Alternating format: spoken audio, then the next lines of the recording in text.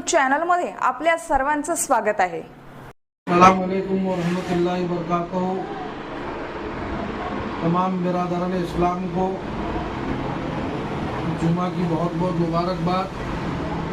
आप सभी से इस मुबारक मुक़द्दस जुमे की नमाज़ों में मेरे कायद नकीब मिल्लत अलहाज बैरिस्टर असदुद्दीन ओवैसी साहब, हबीब मिल्लत जनाब अकबरुद्दीन ओवैसी साहब और शहर महाराष्ट्र जिसने नामों से रिसालत के लिए महाराष्ट्र की हुकूमत से टकराकर आँख में आग डालकर नामों से रिसालत और गुस्ताख रसूल के लिए यलगार पुकारा था, उस मर्द मुजाहिद इम्तियाज जलील साहब के लिए दुआ करिए कि अल्लाह इनके हौसलों को इसी तरह बुलंद रखे, अल्लाह इसी तरह इनसे कौम व मिल्लत के लिए काम लेता रहे।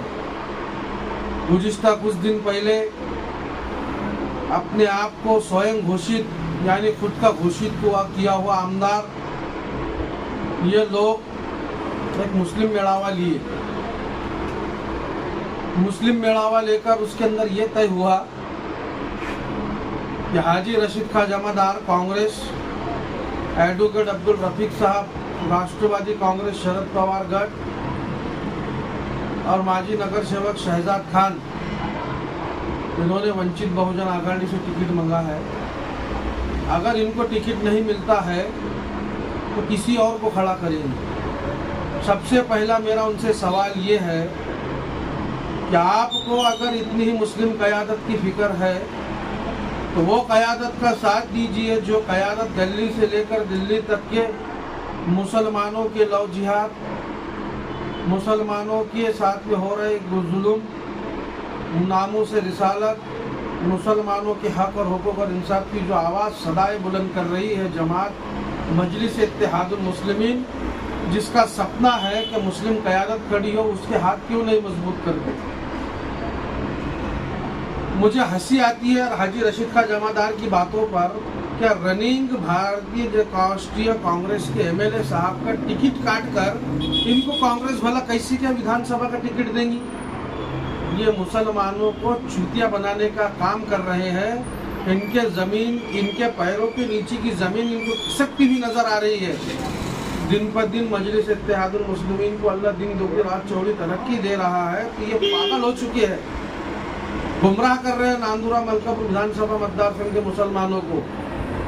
यहाँ पर कहते हैं कि मैं विधानसभा लड़ूंगा, मुझे बताओ तो सही किस एंगल से, किस तरीके से एक रनिंग आमदार जिसका समाज का 80-90 हज़ार वोट है मराठा समाज का, उनका टिकट काट के हाजी रशीद खान को कैसी कर देंगे कांग्रेस।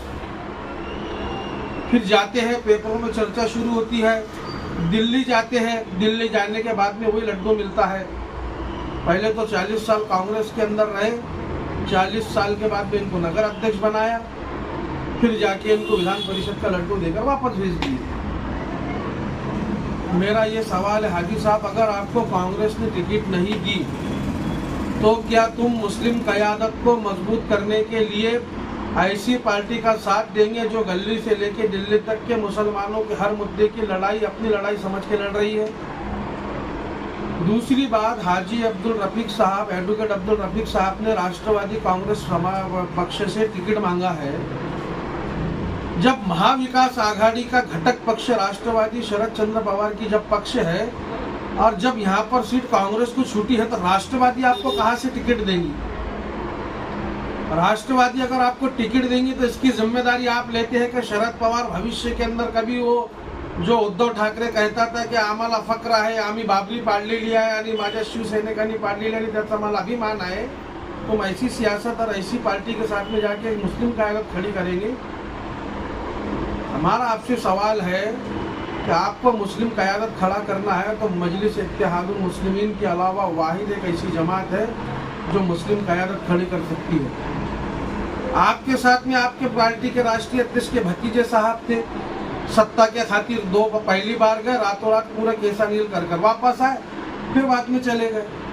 मेरा ये सवाल है, अगर अल्लाह ने आपको टिकट दिला दी, आप सुनकर भी आ गए, इसकी क्या गारंटी है कि कल अगर भविष्य में राजकारण में कुछ भी हो सकता है कभी, तो इसकी क्या गारंटी है कि आप भारतीय जनता पार्टी, शिवसेना या वो विचारधारा जो देश के मुसलमानों को और संविधान को कमज़ोर करना चाहती है उनके साथ नहीं जाएंगे। ये बात आती है हमारे दोस्त शहजाद खान साहब की कि अगर आपको वंचित बहुजन आघाड़ी ने टिकट नहीं दिया तो क्या आप मुस्लिम क़यादत खड़ी करने के लिए बैरिस्टर असदुद्दीन ओवैसी साहब जिस किसी को भी उम्मीदवार बनाएंगे क्या आप उनका साथ देंगे? क्योंकि जिस तरह से मैंने पिछले दिन पेपर में देखा, उनके जन्मदिन के मौके पर भावी आमदार के पोस्टर लगे, बाला साहेब अम्बेडकर, आदरणीय बाला साहेब अम्बेडकर के आदेश से, महाराष्ट्र के वंचित के पार्लियामेंट्री बोर्ड के आदेश से, मलकापुर की और शायद मलकापुर आंदोलन विधानसभा के शहर अध्यक्ष तालुका अध्यक्ष की कार्यकारिणी बर्खास्त की गई। तो क्या ऐसे में अगर वंचित बहुजन आघाड़ी का आपको टिकट नहीं मिला तो क्या आप एमआईएम का साथ देंगे? अगर आपका सपना है मुस्लिम क़यादत खड़ी करना, ये वो क़यादत है कि अगर मुस्लिम क़यादत खड़ी रहेंगी तो इसका अगर चुनकर आने के बाद भी या न चुन के आने के बाद में भी इसका जो भी कैंडिडेट रहेगा वो कभी भी भारतीय जनता पार्टी, शिवसेना, वो हिंदुत्ववादी विचारधारा को जाके मैनेज नहीं होगा, ना उनके साथ में जाके सत्ता के वास्ते बैठेगा।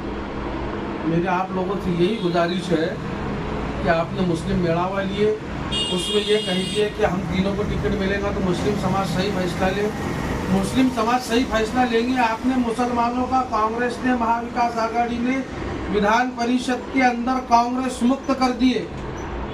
कांग्रेस मुक्त, वहाँ पर कांग्रेस से इसके पहले वजाहत मिर्जा थे, ख्वाजा बेग थे राष्ट्रवादी से, बाबा जानी दुर्रानी थे राष्ट्रवादी से, लेकिन तुमने कांग्रेस मुक्त विधान परिषद कर दी। एक कुलता एक 6 राज्यों के अंदर तुमको मुस्लिम क़यादत की इतनी फिक्र है तो तुम्हारी यही महाविकास आघाड़ी अगर औरंगाबाद के अंदर वहाँ पर तुम फिर हमारे 6 राज्यों के मुसलमानों का प्रतिनिधित्व कर रहा है, उसके खिलाफ महाविकास आघाड़ी उम्मीदवार न दे लोकसभा में, तो शायद आज इम्तियाज जलील जिंदा होता और वक्फ बोर्ड के तरमीम के कानून के लिए असद ओवैसी के साथ संसद में लड़ रहा होता। बात करते तुम मुस्लिम क़यादत खड़ा करने की, उधर तुम्हारी पार्टियां जाकर मुसलमान एक खुलते एमपी को गिराती है, विधान परिषद को मुस्लिम मुक्त विधान परिषद करती है। अगर तुम वाकई में अगर मुस्लिम क़यादत को चाहते हैं कि खड़ी हो, मुस्लिम क़यादत खड़ी होकर मुसलमानों के मसलों को हल किया जाए, तो अगर आप तीनों को टिकट नहीं मिलता है तो क्या आप मजलिस इत्तेहादुल मुस्लिमीन का कोई भी उम्मीदवार जो बैरिस्टर असदुद्दीन ओवैसी साहब देंगे उसका काम करेंगे? मुस्लिम क़यादत को खड़ी करने के लिए, मुसलमानों के मसले को हल कराने के लिए क्या आप हमारे साथ आएंगे? आप, मुझे पूरी उम्मीद है कि इंशाअल्लाह आप लोग मुस्लिम क़यादत खड़ी करने के लिए इंशाअल्लाह हमारा साथ ज़रूर देंगे। अस्सलाम वालेकुम।